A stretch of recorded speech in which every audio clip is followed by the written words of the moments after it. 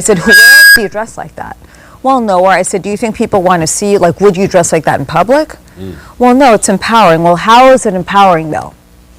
Well, I just feel good about myself. Okay, but how does it make you feel good about yourself? Well, because I could show it off. I said, so you want to show yourself off only at the gym, but not anywhere else? Because you have cellulite. Like, I just don't understand what you're showing off. And that's kind of where the conversation just took another turn, and she was all like, well, I can't believe you're saying that. I'm like, no, but you have cellulite. And you're showing it off. Is that what you want to show off? So then, okay, so with that being said, this is some good shit. God, it's fucked up what I said, but these girls need to be schooled. Right? No? I'm listening. What I'm saying to you is everything is golden when we're talking about it. I'm like, shit, I want this on camera. But, anyway, because it's rare that you would hear, especially today, a woman, Now, I grew up, I'm the only son. I have 7 sisters, so, and I'm the youngest. I got all, so I done seen it, heard it all. I had problems with in the streets where motherfuckers, would you go get your sisters? Because my sisters would jump in my shit and would never. So I'm used to temperaments like yourself, so this is kind of what I grew up. But I'm saying it's very rare to hear nowadays where a woman will set up and just say some real shit like that to where it's, I'm all for you have to do it, but the thing is there's a line. So where's the line? Okay, well here's the thing. There's no body shaming. Once you put yourself out there, regardless of if you're a public figure like Blake Lively and her thunder thighs and her fake allegations, fuck you. I'll say, you are putting yourself out there. Yes, you are fat. Public figure, yes, you are fat, you are overweight, and any guy that has to be humped by you, I feel bad for, okay? Now, with this thought or whatever you want to call her, at the gym, when you show yourself off, what are you looking for? Attention, right? So, if someone tells you you have cellulite, what do you expect? Then put your shit in or address it. It's not empowering. How is it empowering to go exposing yourself like that? It's not. It's just looking for attention, clicks, and likes. Now, she noticed she didn't answer me how it empowers her, because I did ask her. Yeah, she never answered. She never. It's like, well, you get to show off what I work for. Oh, that's what it was. I said, but you're working, but you have cellulite. So how is that, like, empowering? You've got cellulite. You have a problem. Okay, so just in the case of whatever, being devil's advocate. Yeah. What about if she's showing the cellulite to show the transition from where she started to where she was? There was no transition. She was still fat with cellulite and a double chin and bad hair extensions. So please tell me. I should be laughing. All right. Okay. Like, I would cover it up if I had it. I don't go to the gym like that. It's not because I'm not comfortable with myself. It's just I don't want to. Yeah. I do sometimes, but I don't have the shit all the way up my ass. Yeah. I know.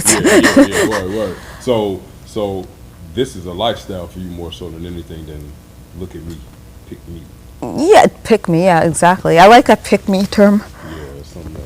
It is something else, and they're like all over the town, but it's funny. And then you have the people video themselves at the gym, and that's the whole thing. So you're showing it to 20 people or 30 people, fine.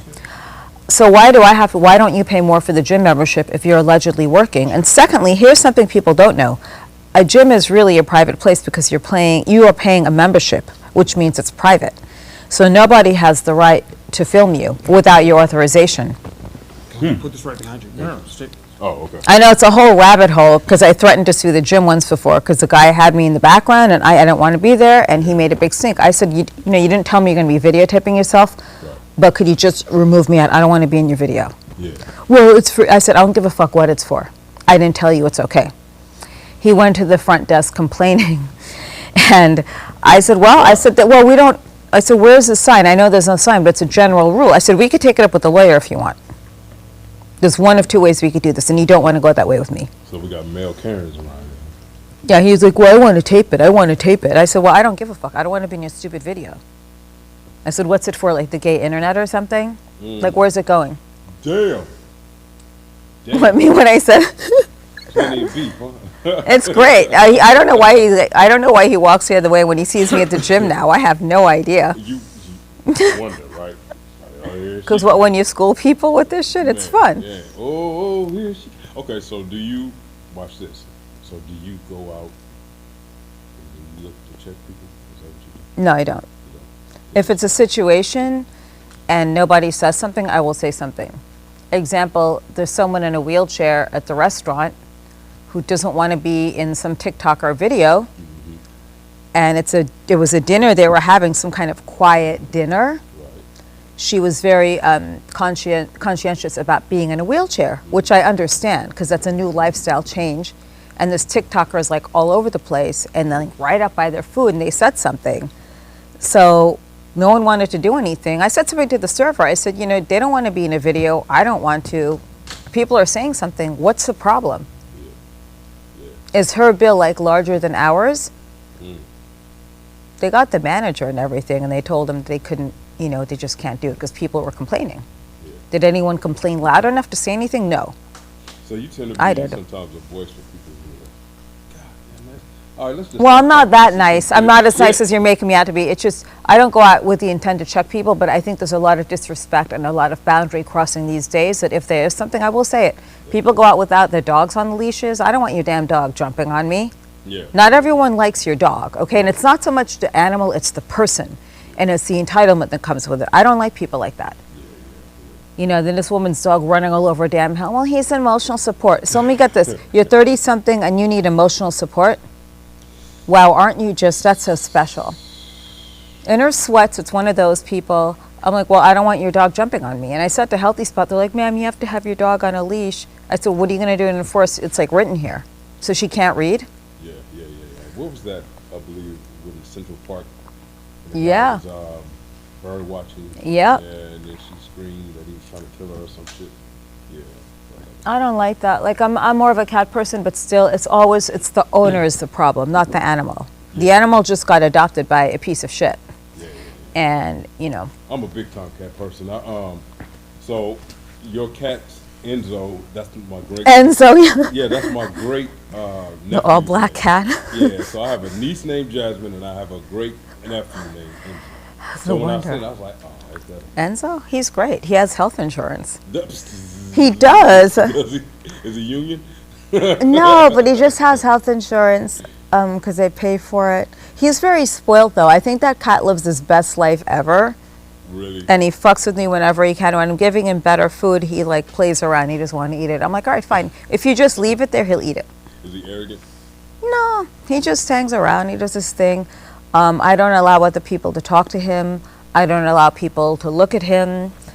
He's not an outdoor cat. He's an indoor cat. Oh, is he? Oh, he's very domestic. No, when my neighbor came over once, she was asking me something, and she saw him by the door. Oh, hi. I'm like, no, don't do that. And I slammed the door in her face.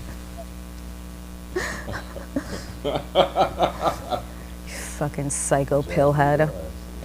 She's a pillhead psycho, and that's the other part. I don't want her craziness in my part. That energy nowhere near your. No, me or her. As a cat. Yeah. Now, how long have you known each other? Oh, what? 3 months. First time working with each other. Oh, He he's came great. to one of my other shoots here just to get an idea. And, I want to get on 21 versus 20 on Jubilee. I want to do one of those one day. I want to go into a room with 20 evangelical Christian. That's what I want to do. Go into one of those. That would be so much fun. Yo, you just snapped You dropped up one of your something. pieces, brother. Yeah, see, I can go rabid on those people. That's actually somebody's old. Yeah, I can go rabid on them. I can go crazy great. Oh man, hey, I can only imagine. Yeah, I'd have a field day. I can only imagine. All right, so we're ready to go in 5, 4. Okay, that's my camera. Your camera's here. I need you to do your introduction right there. And begin. Thank you for being on set with Ahku, Unscripted. Today, I'm a woman within our own right. An entrepreneur, businesswoman, an actress, and at one point, she was a wrestler. The legendary Jasmin St Claire. What's up, lady? Thank you for having me. And I still work with wrestling, by the way. Oh, do you? Yes. How's it going? Amazing. I love it. Do you? I've been very grateful and very honored to continue this journey, and a podcaster too, like yourself. which is fun. And the podcaster as well. Like gotta I said, stay creative. Everybody got podcasts. God right? damn it, my cat should have one, I think. Shout out to Enzo and my nephew. Her cat's named Enzo, and my nephew, my great nephew is Enzo. So we got that, and my niece is Jasmin. I was telling her. So with that being said, though, getting that out the way. So yeah, so you still work with the wrestling, but we'll get to that. I always start from the beginning, right? So I know is this a derogatory term, Islander? Is it? I don't know. I don't find anything derogatory. I don't think any term is derogatory, so I'm not really too concerned about verbatim. Okay, all right. Only reason why I asked is because from what I understand, you were born on an island. Yes. Where is it? The island is in the Caribbean. Yeah, they got the accent. I know you I got speak- the accent too. We don't talk like that there. Yeah. Right, that's stereotype. Okay, and what island was that? St. Croix. St. Croix. Right. Okay, and then you moved from St. Croix to New York when you were 4? Yeah. Okay. How was that transition? It was amazing. You know, between there, I lived in Monaco for a year, and then I was between New York and Monaco for a while, then London. But it was amazing. Living in New York City at that time gave me a really big perspective on different things. You know, you're raised with culture, you're raised with plays, education, different foods, different people, but it was the best time ever in New York City. That was truly the golden era of New York. That was a true It really was. 70s. You know, I look at like the birth of my culture of hip hop, which I love, coming from that era. How was that? Were you around that in New York when that was transitioning or when that was happening? Yeah, Kid and Play and all those bands. Yeah. I just had DJ Wiz on my podcast recently. That truly was a golden era of hip hop. You had breakdancing. It was a great culture and so peaceful and fun and so many talented people. And you'd see the breakdancers and all the hip hop, like the DJs and stuff, out in Times Square, out in the street, trying to do their thing, having their underground parties. There was never any violence or any stupidity, but it was just a great time. Everyone was having fun. And so at that time, like, what were you inspired by? Like, were you into any sort of arts, or because being the fact I know you're an actress, so like, were you into arts back then or what? Theater, and then making handicraft things like friendship bracelets, jewelry, gymnastics, modern dance. I went to a Quaker school, so we had everything at our disposal, and you know, really great teachers and a supportive community. It was kind of like being in a cult, but not a bad cult. Okay. Yeah, no doubt. And with that, so like, it was that instant gratification being on stage and performing. Did you get, or what was the? Yeah, it was fun because you got to meet new people, and you know, you had a common ground with your classmates. I had a really weird drama teacher in like 10th grade, though. I think he took himself too seriously. He was British, but he was great at what he did. And, you know, other than that, it was just a pleasant experience. You know, and then meeting new friends, making new friends. But I've always liked theater. Like, I continued it throughout my adult years. You know, my last stint was at Second City when I graduated their grad review program, which was totally difficult. But it was a great place to interact and learn with people. And are you the only artist in your family, or is there anybody else? Where do you think you got that from? Or was it just you? What does my cousin do? She's boring. What do these fucking people do? Oh, sorry. Yeah, no, it's just me. It's just you. Yeah. You're that one. Yeah. I can dig that. Yeah. What's up? And so you took business as well, I understand. Mm-hmm. Okay. How was that as far as how do you combine the business with entertainment, like in your world? Well, it was just a great degree to have, to use at some point, and just to say I had it from Columbia University when Columbia was a really great place and when the degrees meant something, not the crap it's become now. And it was a great school, a great community, perfect institution to learn business. So many people from different places that you make friends with. I took international business for a while and politics. So it plays a lot into what you do later on in life. Like when you set up a business, learning, you know, how you got to make money and invest money to make money, and when to stop spending, overhead, promotions, all that good stuff. So it's I think it's a versatile skill to have if you really apply yourself. Like I've had friends ask me for business advice. Whether or not they do anything with it is a whole other story, because you could, lead a horse to water. Whether or not they drink it is another thing. It's true. Yeah. Are you well versed in the crypto world now, when you talk about investments? I'm not a fan of it. I don't like it. My friend did it, and somehow something got hacked, and $8,000 was out of his account. So I do not like it. I like cash. I like stocks. I have some gold, but I just prefer cash and stocks, and that's it. I don't want to deal with crypto. I feel as though it should be our choice whether we want crypto or cash currency. I don't believe in cryptocurrency at all. I have some, but it's not much, and it's too iffy for me. Yeah. I heard a comedian say, "We know that's not real money." It's not. I mean, it's as valuable as monopoly money. Yeah, damn. Possibly. Yeah. Like in my world, but what do I know? I mean, I don't like it at all, and I don't feel like we should be getting pushed into that, because that's not how the world was built. That's not how things run. What about really old people who don't know how to use that? What if people are just so, hesitant? Yeah. You got to have a choice. Yeah, well, I think that, like, if you're not well versed and educated in this, it looks like this is where they're trying to push it, or whatever. Yeah. But like just this tech digital world where we're looking at AI, crypto, all these different things, and I'm seeing that it's really, as far as within entertainment, how it's sort of a threat, but it's like, I don't know. What do you think as far as, like, how do you feel about how AI is being implemented into the industry? Yeah, that's a good question. I'm not a fan of AI.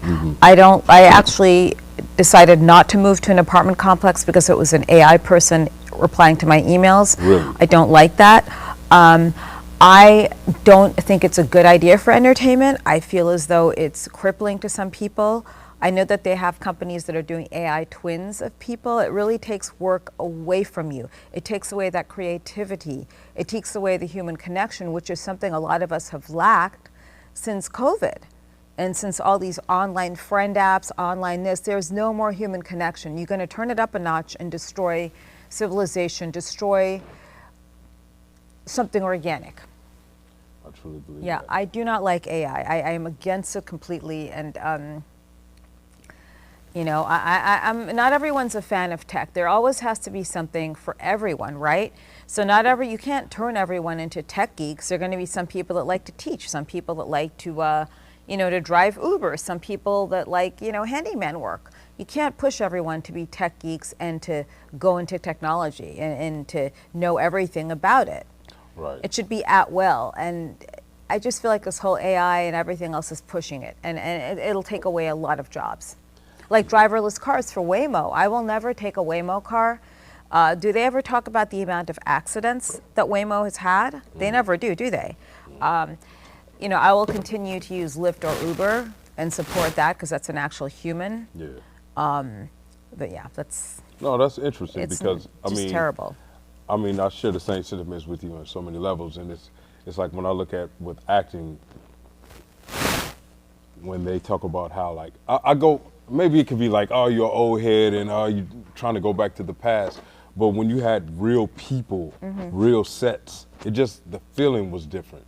I even look at, like, when we're looking, well, this could be kind of a contradiction. Yep. But going to the movies, Yeah.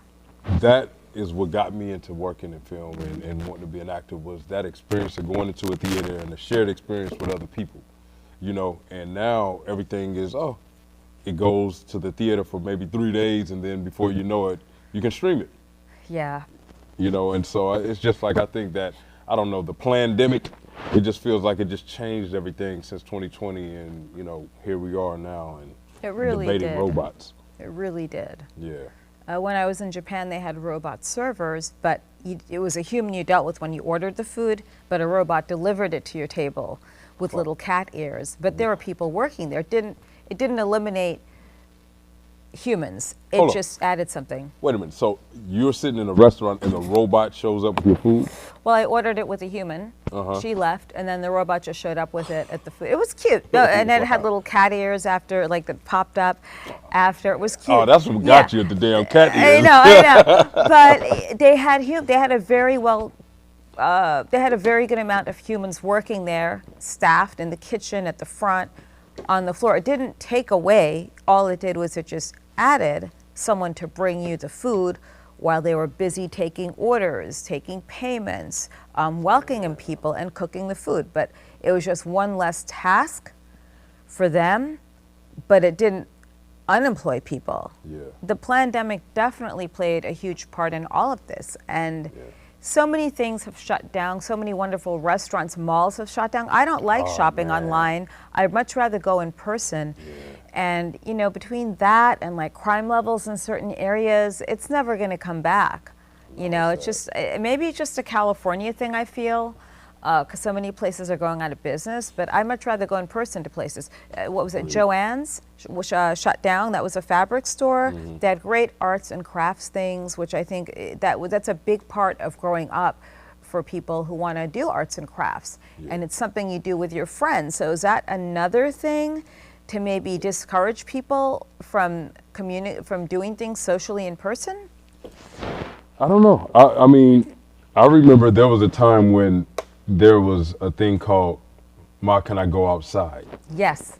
You know, and it was like you could not wait to be able to go outside. And I don't think that that's a thing anymore, where, you know, kids want to go outside because everything is right here, what they need, you know. Well, it also creates social awkwardness. These are people that will never be able to communicate.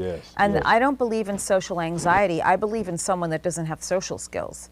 Oh, okay. I don't believe in a lot of this. And some girl at the store at Petco was saying how she had social anxiety. When I was asking her questions, I'm like, so if you have social anxiety, why are you here?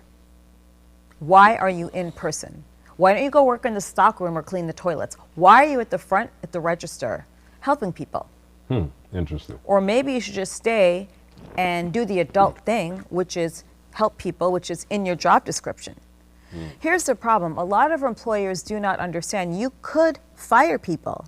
Yes, you can. Who cares if they're they, them, they, whatever gender they decide to identify as? Who cares anything about race? Whatever it is, if someone is not performing on their job, I don't care how old they are or whatever, if they are not performing within that job description, you can fire them. Pretty much.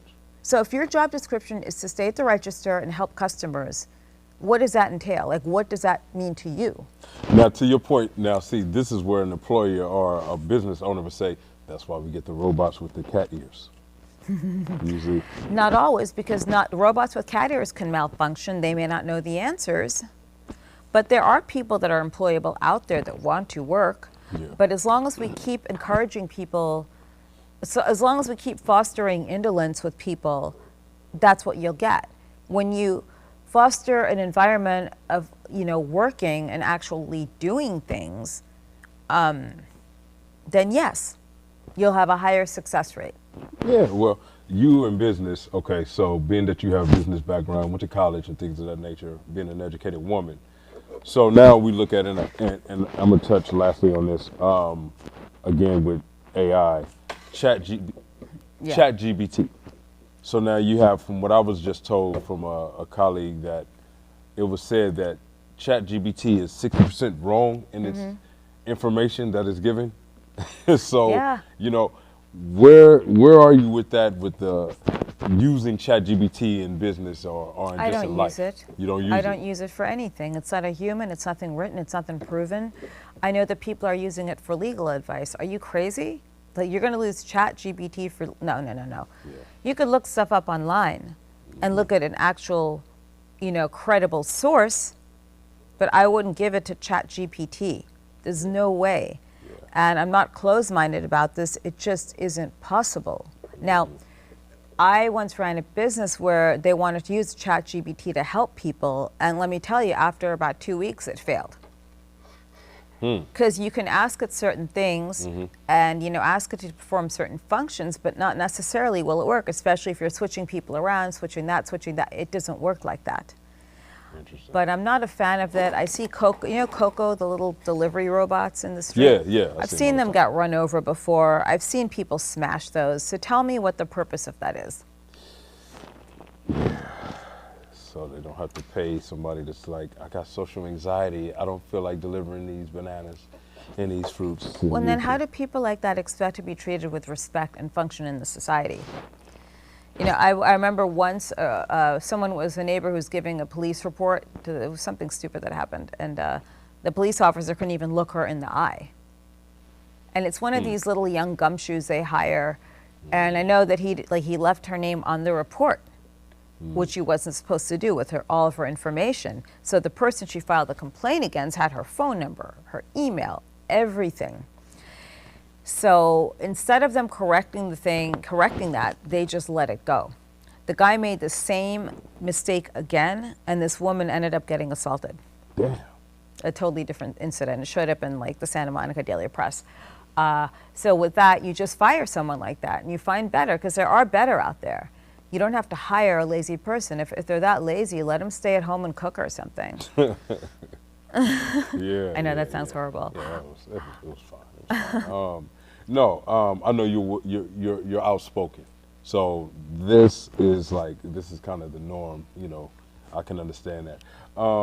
So I know I'm gonna backtrack a little bit. So now you went to school, lived in New York. When did you make a transition to California, or when did you get out? Into like the late 90s, Okay. when it was in its heyday and glory day. Yeah. It was fun. California was great then, and saw this decline in the mid 2000s, mid to late 2000s, and it's probably going to be time to go soon. It's a great place, don't get me wrong, but God, between the taxes and the disasters and just the way things are run, it's not for me. It's not for you. It's not for me. Burn out. Probably something like Florida. That's more me. Way more me. And there are no state taxes, so. Yeah. Yeah. So now, again, I said to the audience, Yes. you being a legend in your own right. So from what I understand, that you, as far as working in entertainment, that was another level of entertainment that you worked in. What, in adult films or wrestling? Okay, so which was first? So adult films were first. That was for 2.5 years. I made my way into that when I was feature dancing, and I met a few feature dancers that were, I was just dancing at the club, who were doing that. Yeah. So that's how I found my way into that, and then I got into wrestling right after. So it was kind of a stepping stone, and that business has gone so downhill. You have anyone could do that. They're not stars anymore. These are just like cam girls in my eyes, and to a lot of people. They all look the same. They wear Fashion Nova dresses to like AVN award show. There's like no glamour glitz, right? It's a different breed of girls. These are girls who I guess suffer from mental this, mental that. Like I've never seen so many people with mental problems in my life. When it pertains to the adult film? Yeah, it's like when we were doing that, we were just doing our stuff. We don't care. We own our stuff. We don't care. And we just did whatever it was. We weren't there complaining, trying to sue people for this, for that, sexual harassment, this and that, and just needing a break for our emotional health. It's like, I don't get it with people these days. And half the time, I think a lot of these emotional health issues are made up, and it just stems from laziness. It stems from maybe too much vaping. Too much vaping.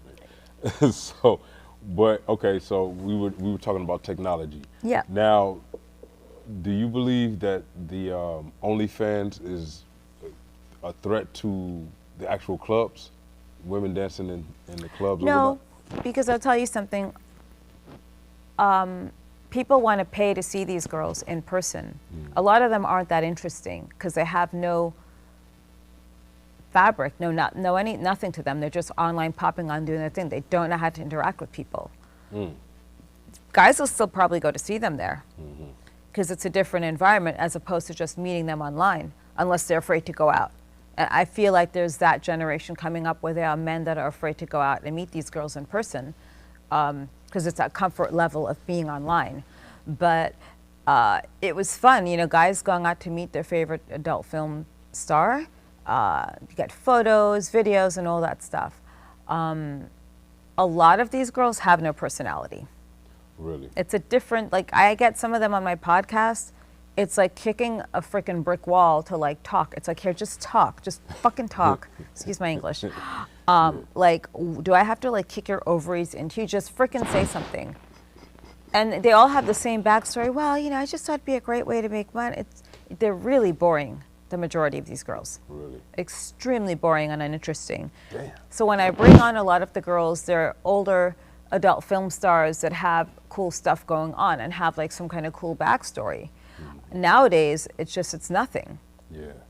Now, you're an exceptional actress when it pertains to the transition of, I use the word transition all the time, but going from adult film to film, right? Like that's a very hard transition for a lot of actresses and actors. How did you do that? I was taking classes in New York. I did some short films there. Yeah, because you were studying prior. Okay, and then, my friend in Columbia University, she went to NYU Film School after, so she and I stayed in touch. She put me in some films that were in Sundance. Then I was in Europe working there in theater. Then I came back. I was doing Strasbourg, Meisner, and just taking classes. And I do improv. So I've done every single improv program there is, and the best to date was Second City. Wow. My first real big break was a National Lampoon movie, Dorm Days 2. I had a publicist who was doing publicity for that, so he introduced me to them, and that was history.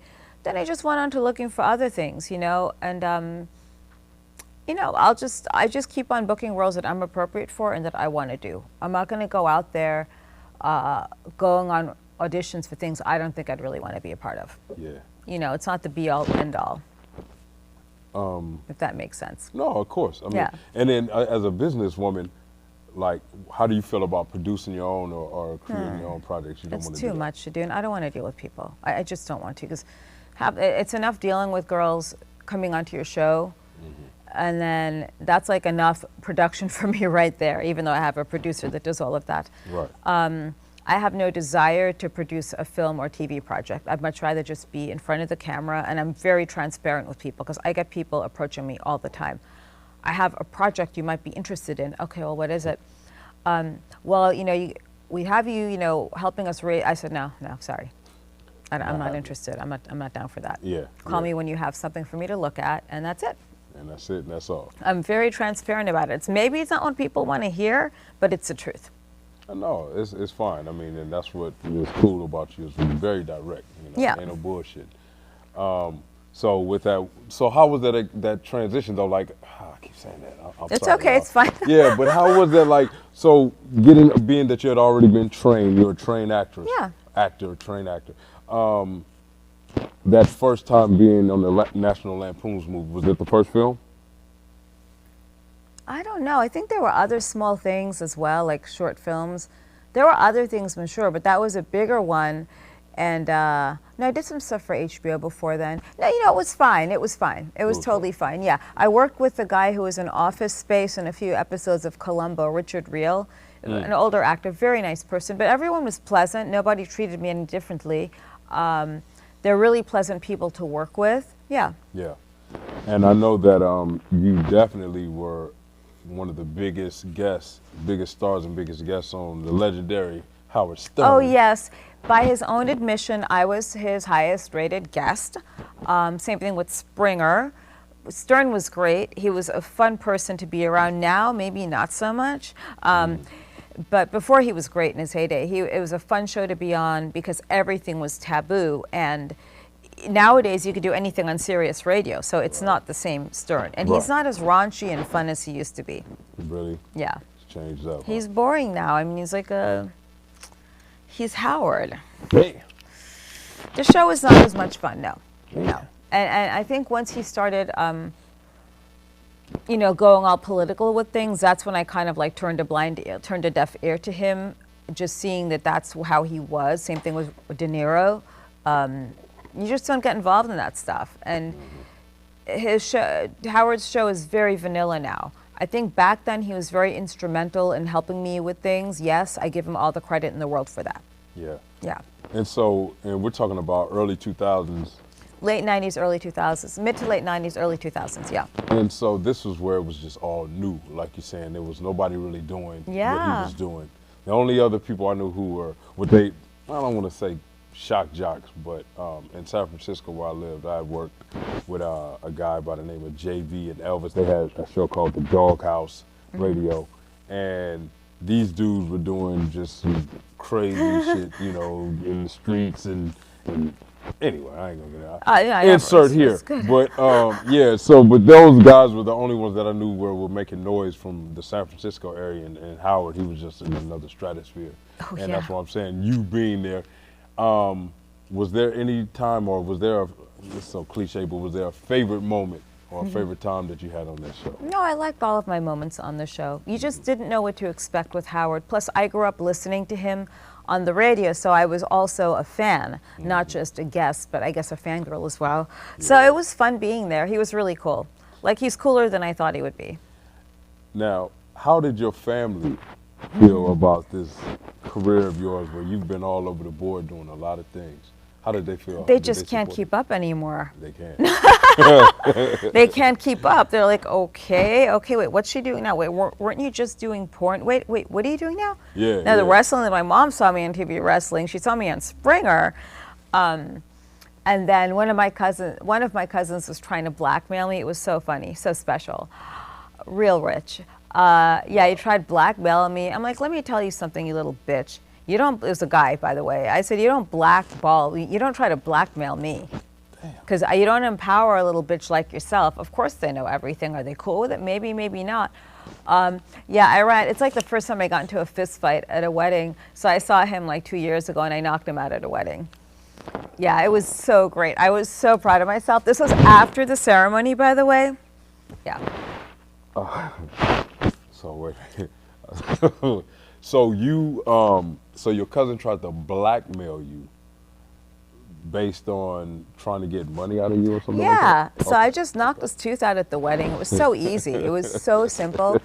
I didn't get kicked out of the wedding, by the way. Okay, all right. I think I brought a better gift, too. I hope. Character, man. Yo, so, There's one thing you have to learn. You don't fuck with me. okay. So that was one. And if he kept up, I would have called CPS for his kids or something. Ooh, okay. Because he's not a good dad. Ooh, hey. All right, so look. So no, but okay. Hey, so again, being that you have that going for you, wrestling. You mean knocking someone out at a wedding? Yeah, I Okay, guess, that too. Yeah. Tell me about wrestling. So I was a big fan of wrestling when I was growing up, right? So I come Yeah. from the era of, and damn, I'm dating myself, but you know, the Hogans and the, Roddy Pipers, and that was kind of my Miss era, Elizabeth. Right? Oh Yeah. man, rest in peace, the biggest crush on Miss Elizabeth. God, Yeah. man, thank you for saying that. Did you like wrestling growing up? Of course I did. My grandmother and I would watch it. That's Oh, what got man, me me into and my it. grandmother Yeah. did too. Yeah, that's so funny. Oh, that's then crazy, she'd yell at yeah. TV. So I was always a pro wrestling manager, to a little bit more of the extreme, because I would get bumped around in the ring and knocked around, do promos. I was trained to wrestle, but I was always used as a manager because of my size, which is perfectly fine by me. Wait a minute. What do you mean you were trained? You talking about before wrestling, before you got into professional? Before, you were like, I trained? was taking classes, like, before I got in, like, right in that transition from porn to wrestling, I was training to wrestle. Mondo Guerrero trained me, and an Wow. original Glow Girl also trained me, so they trained me. But I feel as though if you are a manager, you should still know ring psychology. You should know how to take bumps in the ring and how to protect yourself. You should know what certain spots are, because when you go through these matches, you want to know what's going on. You have to stay on top of it. Right. Right? You get so many of these girls that going, oh, okay, no, you should know. And you should know if you're going to take a pile driver, if you're going to take a choke slam, you should know how to protect yourself. Wow. Also to have spots for yourself in the matches as well. Yeah. And that's really important. Like, I grew up watching Miss Elizabeth and Sherry Martel. I had a mixed tag match with Sherry Martel once. Damn. But she was my favorite. Nancy Sullivan was my favorite woman. She was like my favorite manager of all time. Really? And I loved Hulk Hogan. My first WrestleMania was Hogan versus the Ultimate Warrior. Oh, that was your I first still one. have my jacket. Really? Yeah. And they do a lot of that in Florida, right?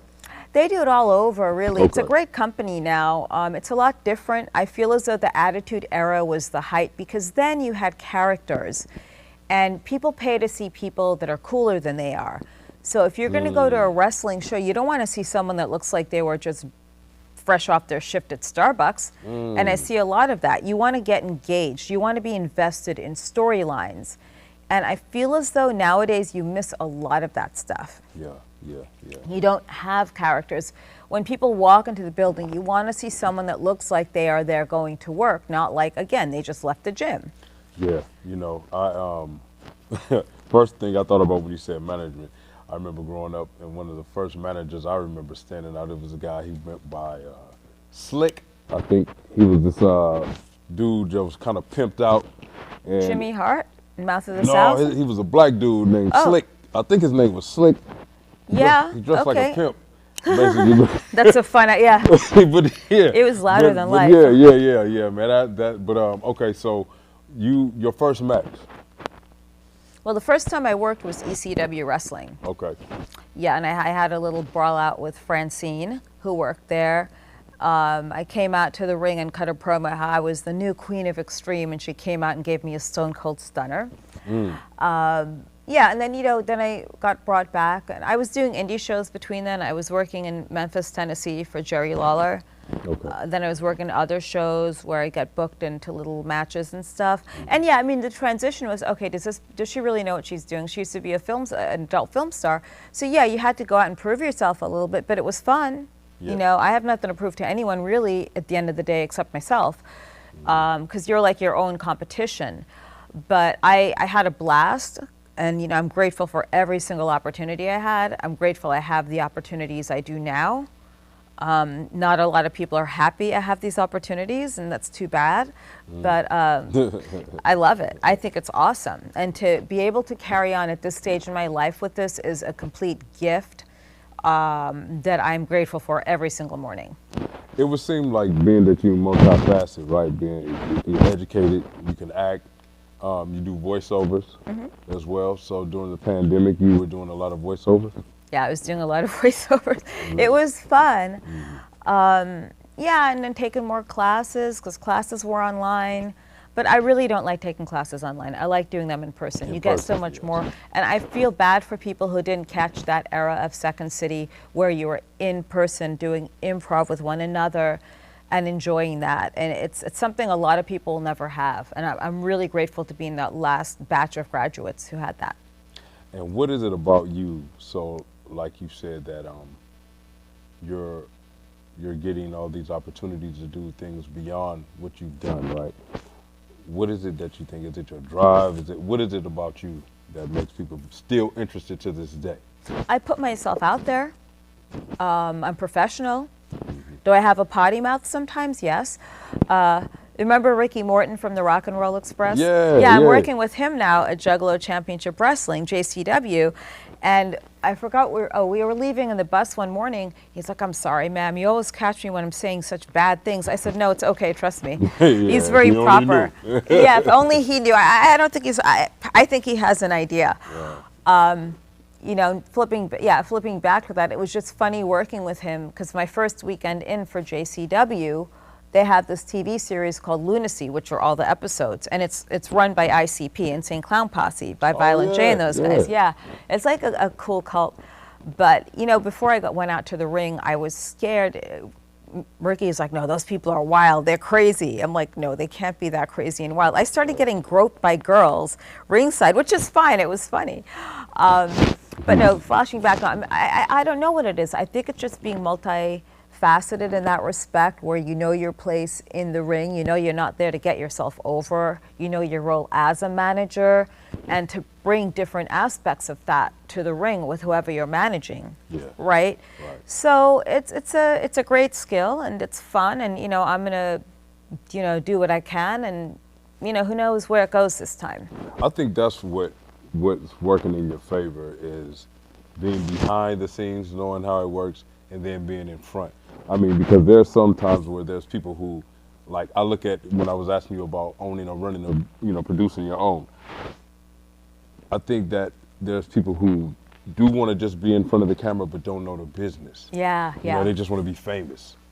But when you're not educating yourself on what this business is, what it can do for you, then you're going to fall at the wayside like everybody else that just comes out to Hollywood and hope that they're going to blow up and do whatever.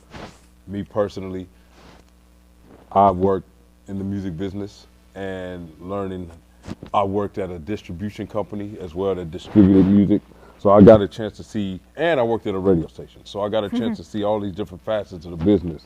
And I guess that's why I didn't make it. But, you know, but in the music business, but I'm glad because the record business, when they say it's shady, is really shady. How is it with the wrestling business? Is it up to par when it pertains to business? It could be the same, basically. It's very up to par. I used to run a wrestling company for 2 years of my own with an ex of mine back then, and he was working for me, and to this day I don't understand why he tells promoters not to hire me. It's the weirdest thing. Oh, man. Isn't that crazy? But then again, when you're that fat with blue hair, what do you expect? So, was that bitchy? Yeah, probably, but who cares? It's just being honest, you know? But you don't do that to people, so it's very shady how he does things like that. And there's no need for it, you know? I believe in charity work. That's why I dated him. But running the company was a lot of fun. I got to see the behind the scenes and how things are done. And the last thing a promoter wants is bullshit drama from talent. And that's why I just stepped away from it. I don't want to be getting into drama with half-naked men in their singlets over a $25 change fee in an airline ticket when you're getting paid $500. Hello? So it's just small things like that. And, you know, I just turned away from it. I get the back end of it. And you want, when you bring in managers to work for you, you don't want to keep going over things with them. You want them to just know what their job is, know this is what you're doing. You're bringing heat to them. You're not bringing heat, blah, blah, blah, without clarification. If you have to clarify once, but to sit there going over it over and over is a problem. I get like doing promos and maybe doing that a few times, you know, because it's not going to be perfect the first time. I understand that. But you don't want to deal with people that are a pain in the ass. You want people that are professional. You don't want people that are coming there all high on shit. That's not the fun part. yeah, because that can take your business. Yeah. Yeah. But, you know, it's been wonderful. And, you know, I was hoping to work for that company, for JCW, because I see them going places. They get a lot of views on their stuff, and who knows, you know, what TV they might have planned. So, you know, it's great. And they have a great following of, I guess they're called juggalos and juggalettes, the people that listen to Insane Clown Posse. But a lot of them come to the shows, and they're a great crowd. They're a lot of fun. Yeah. And I've come to appreciate Faygo soda, because I guess that's the big drink of the ICP fans. Oh, is it? It's good though. Faygo is good. I had a Faygo hot dog. They soak it in hot dog and like in Faygo soda, then they grill it. It's really good. Yeah, okay. You're like, I don't get this. Yeah. Yo, if they don't love you for that, I don't know what. Yeah, you it's know good what I'm for saying? you, the Faygo hot dogs. Okay, that's deep. I guess. Yeah. Faygo hot dogs, glizzies. So. It's not as good as the food at Pan's though. That's second. That's second. Yeah. Okay. What's your favorite food? Everything. Really? Yeah, I'm not like a vegan or anything. Like I go to Pan's every year around St. Patty's Day and get the corned beef. I don't drink green beer though. You don't? But I'll go there for St. Patty's Day food. I like all kinds of food really. I'm not bound to anything. Well, speaking of all types of food, you speak many different languages. How many languages you speak? Including English? Yes, including English, French, German, Norwegian, Portuguese. I speak Spanish when I want to, but not really. So like five. Five Or six, yeah. I mean, yeah. Wow. That's a hell of a brain. It's a lot to take in, but I've been speaking French since I was 5. It's like literally a second language. And I think it's important, like when you travel to other places, not to use a translator bubble. I think it's so lazy. You're big on things, people being lazy. You're really about yeah, action, you know, right? we weren't lazy. You know, you don't. It's like it's so disrespectful. You go learn it, and the worst thing ever is like Americans trying to speak French, and oh bonjour, you sound like you're deaf. Like just shut up, shut up. Then in that Bonjour. case, use your translator bubble. I've used Rosetta Stone sometimes. I think it's great. But I mean, if they're giving these classes online to learn, it's nice to learn a few words in another language if you're going somewhere, even if it's the extent of, hey, I don't understand, I'm sorry, blah, blah, or whatever. I don't understand Greek, whatever it is, wherever you're going. Yeah, yeah. Damn. So, and you lived in Europe for a little bit of time? Yeah, for a long time. For a long time, huh? I would go back there to live. Like, to go back there and live, that's like my next game plan in like 5 years. And it would be to work as a news anchor somewhere, maybe for like Euro Broadcast News or something like that. Damn, I can see that. Yeah, so that's like what I'm aiming towards and going towards. That's the next goal in life. So I'm going to build up towards that. And I'll keep submitting applications there. I don't care how many times they say no. They'll say yes one day. Yeah, yeah. When you going to finish the book? I don't know. You tell me. Never. I'll finish it when I move. You think that's when, huh? Yeah, because so many people come to me, I want to do your book. Yeah, I'm sure you do. Then you get the people like in Hollywood that want books, and it's like your life's not that interesting. So like, why do you even want a book? Well, yours is. Well, I don't want a book. Like, not now. I don't give a shit. I don't You care just about want to still keep going. I just want to keep doing my thing. And, you know, when I was dating a writer for quite a world-renowned, an award-winning writer, it's just the second these people hear, like I was at some award parties with him. What is it? Not Grammys. Help me. Emmys and Oscars. Well, yeah. At those parties, you'd want to write my book. Like one night, I think I had a couple drinks, and this guy was like bugging him to write a book. I'm like, what's so interesting about your life? Except you're here like at a party, big deal. Like, who are you? And he was some minor league actor. Okay, whatever. It's like, but why is your life interesting? Because you came out to LA and you struggled. That's like a million other people. Why are you interesting enough? Like, why would people want to read your book? Yeah. And he's like, oh, what are you saying? I said, no, I'm just asking a question. Like, why do you feel like your life is interesting enough for people to read?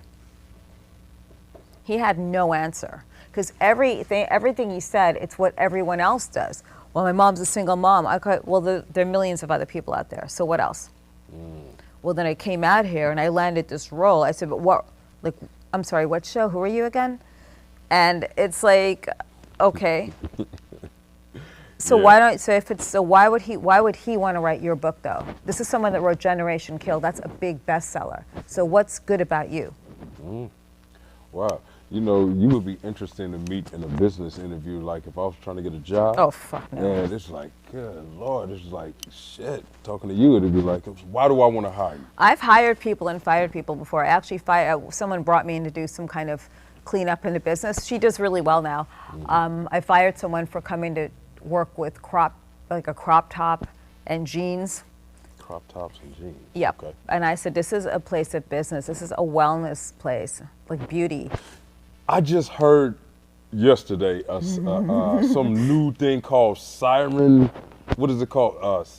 Siren suits or siren business suits? What the hell is that? It's. I could be totally jacking the whole thing up, but it's like siren outfits or siren suits. But it's basically women are getting fired for coming to work corporate America dressed in outfits that they deem inappropriate. Yeah, and that's 100% correct. My friend had a real estate business. This girl was wearing cat suits and everything. They gave her $500 to go buy new clothes. She tried to sue them for sexual harassment, but she lost. Because it's not sexual harassment. You're in a corporate office setting in a real estate company. Why are you wearing tight suits with camel toe? Why are you dressed like a hoe to come to work? So she went out and bought a couple of outfits, then she sued them. She didn't win. And because it's not sexual harassment, it's not inappropriate. No, I'm fine in a job interview with people. I ask all the right questions. Right. And then you always have to ask, do you have a disability which would prevent you from doing your job? You have to ask that. And you have the right to say no to someone. If your job is, let's say, eyelashes, and you have an issue focusing on eyelashes or shaky hands, you can't work there. Right. It's that simple. It's not being cruel or discriminatory. It's just being honest, and it's just hiring the best people for the job. Even like with porn, I always say it's the best people for the job. With wrestling, the best people for the job. I dealt with a referee once, not where I am now, but a couple of years ago, who was having a day, and he left in the middle of a match. It's like, okay. He just left? Yeah, and he went in the backstage area. Oh man, I'm having a day. So when I saw him in the back, I'm like, well, like who's out there now? Oh, no one. So another referee had to like go out in the middle of it. I think this kid might have been on drugs. I don't know. He's having a day from coming down on coke. Oh, he was coming down. Maybe as it's somebody was possible. coming off the top rope. Huh? Yeah, he wanted to come on down. Yeah. But yeah. Oh man, speaking of well, look. So I seen something where you talked about you got power drive, or somebody did a power Pile drive. driver, yeah, it was a few times that happened. It's no big deal. Really? And I you think say that that's outlawed or something now? I That's think banned? it's outlawed because we did this off the top rope. That's crazy. And it is crazy shit. Like, you don't really think of it then it's over with. You're like, okay. That he's like the only person I would let do that because he has the thick thighs and he's a professional. You just don't take that move from anyone. Right.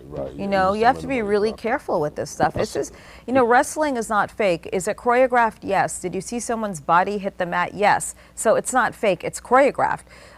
You know, just like if you see someone, you look at like Tour of Duty in these games where it's violence and everything, and oh, well, it's all fake. Okay, that's fake. That's a game. This is real life, you know? Yeah, straight up. Wow. People just don't get that. So I always get annoyed with people. Well, it's fake. It's like, no, asshole, it's not fake. Do you want to go try it?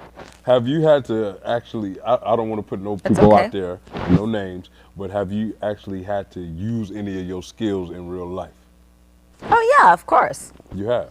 Okay. Well, they're not wrestling skills, actual beat your ass skills, yes, but not wrestling, because wrestling, like, you know, it's headlocks and stuff. You could use that to restrain someone if you're strong enough. Well, then again, yeah, that's right. You knocked your cousin's tooth out. Okay, that makes sense. That was just an elbow and like a punch. It's no big deal. I just don't know why he blocked me on Facebook. Just one of the characters. Okay. Yeah. I thought it was great. Come on. Look. But you don't try to blackmail people and threaten them. Because I would have been totally fine existing with this person in the same room, but when you start doing nasty shit, you fuck with people. When you screw with people and you mess with them, what do you think's going to happen? There's consequences. Exactly. Yeah, damn. Boy. I was hoping he'd mess with me some more because I would have messed up. I would have Damn. calling CPS. Oh my God. Keep your boyfriend in check, huh? Well, look. As far as right now, so you have that going on. What is it that you have currently going on right now? Juggalo Championship Wrestling. Okay. So if you go to their website, juggalochampionshipwrestling.com, or the Psychopathic Records website, it has all the dates. I'm going off to Scotland to work next month on a wrestling show, coming back, going to WrestleMania, to WrestleCon, to the convention in Vegas, then doing one JCW show there. Then we head off to the Midwest. I have my podcast every Wednesday that drops. It's Crazy Train Podcast. That's crazy with a K. And then Monday night is my live stream, Off the Rails. Those get a little wild. They're very casual, but they go off the rails. They go off the rails. Yeah, I mean, guys go in the chat room and say things. Sometimes they don't, sometimes they do. But everyone's pretty respectful. Yeah. But it goes on to my YouTube, Twitch. Last week there was a problem with Twitter. I have no idea, but it was just an issue with it. I guess it was hacked. Oh, really? Not my account, but just Twitter had a problem. Yeah, yeah. So Wow. that was that.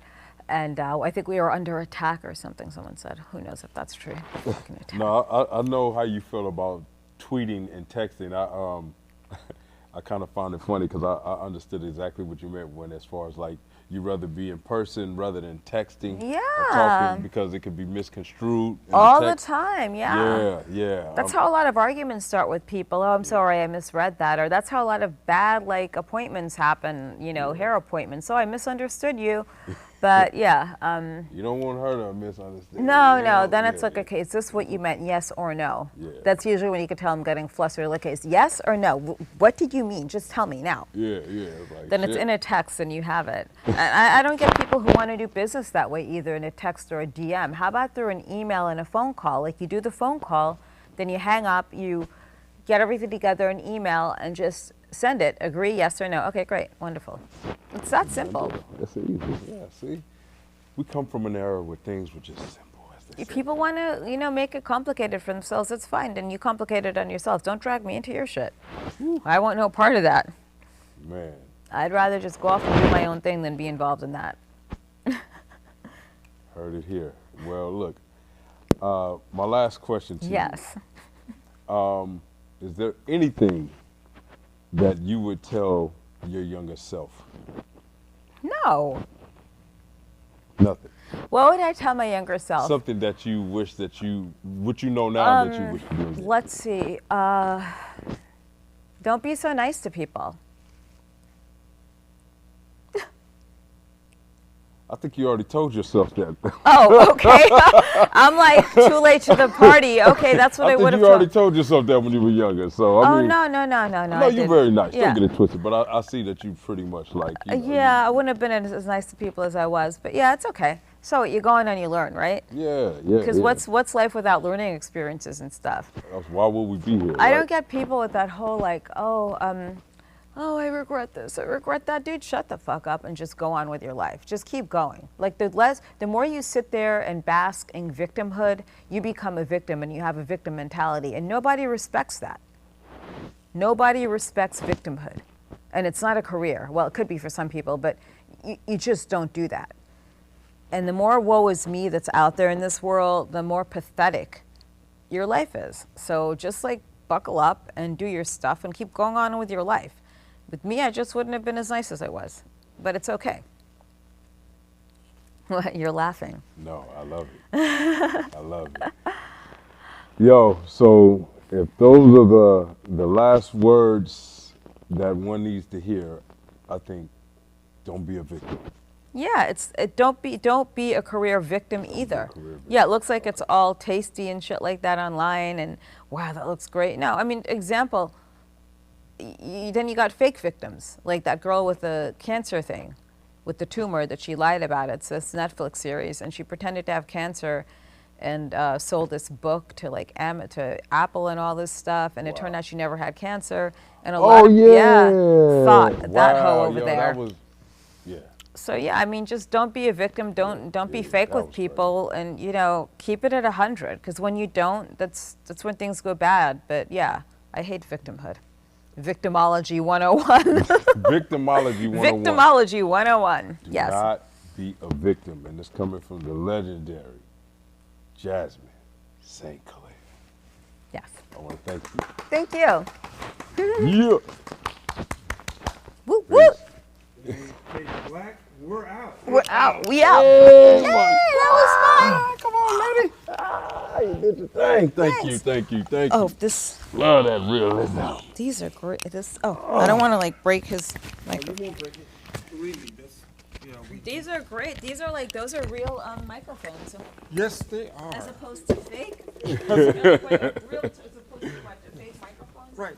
I hate those fake That microphones. fake shit. I mean, some of these people, I do podcasts sometimes and I don't do them. Like, who has like the Mickey Mouse setup and who has the real setup? Yeah, the Mickey Mouse setup. No, just- I know. Yeah. Woo. I have a good ad-hoc setup, but it took a while to put it together. Oh, it's all at the house? Yeah, I mean, I have one room for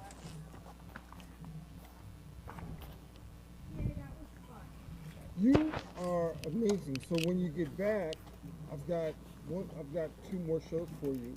And no, when you get back, because you're Okay, so I don't need till the 9th, so of next month.